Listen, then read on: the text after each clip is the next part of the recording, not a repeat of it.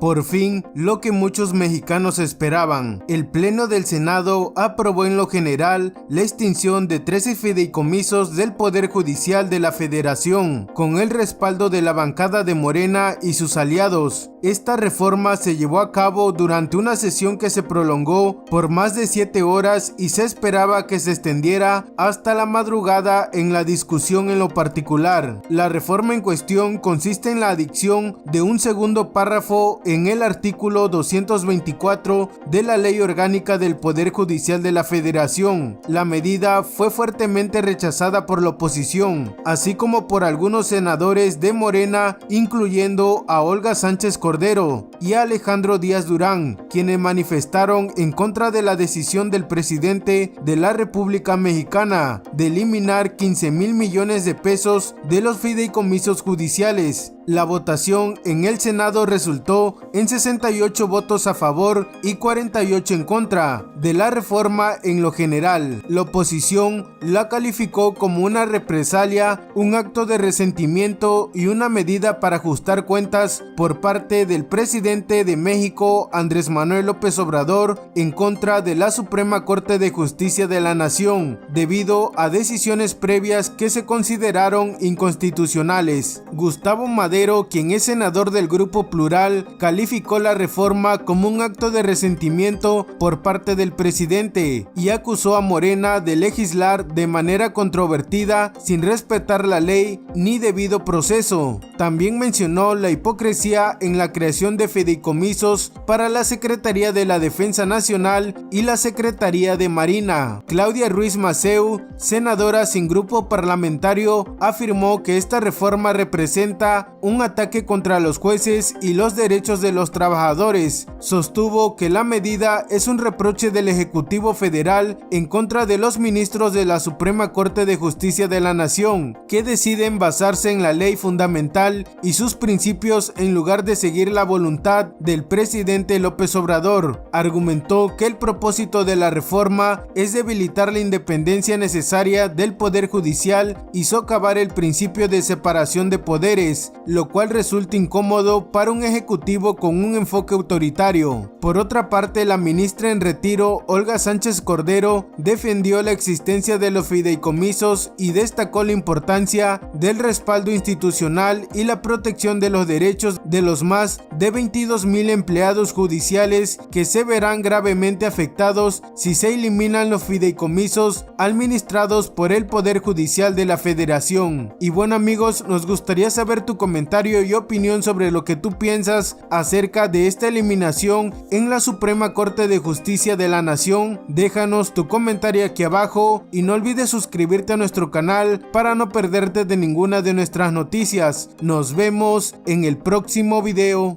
Hoy vengo a defender a las y los trabajadores del Poder Judicial de la Federación ante la posible eliminación de algunos de los fideicomisos que representan parte de sus conquistas laborales.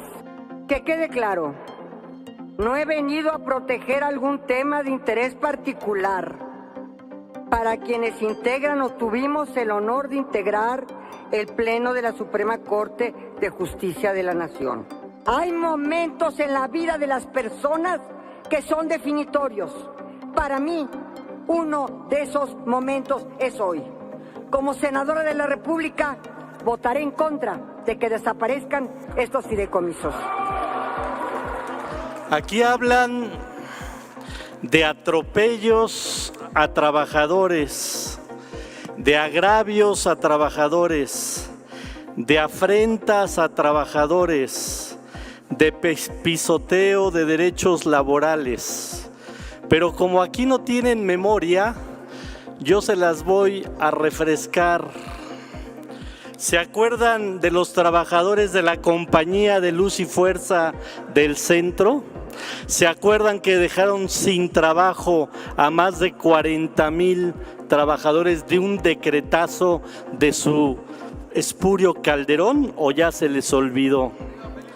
¿Se acuerdan de los trabajadores de Mexicana de Aviación que también con el apoyo del otro nefasto Fox, dejaron sin empleo a miles de trabajadores de Mexicana de Aviación, ¿o no se acuerdan? Y para los priistas que también son desmemoriados, ¿se acuerdan del golpe al Magisterio Nacional que le quisieron dar con la reforma mal llamada reforma educativa? Esos son pisoteos, esos son atropellos, esos fueron agravios y afrentas, no lo que está ocurriendo el día de hoy. Y también para los desmemoriados de la Corte, voy a recordar algunos agravios que resoluciones de la Corte han hecho a trabajadores de este país. Fíjense lo doble moral que también son en la Corte.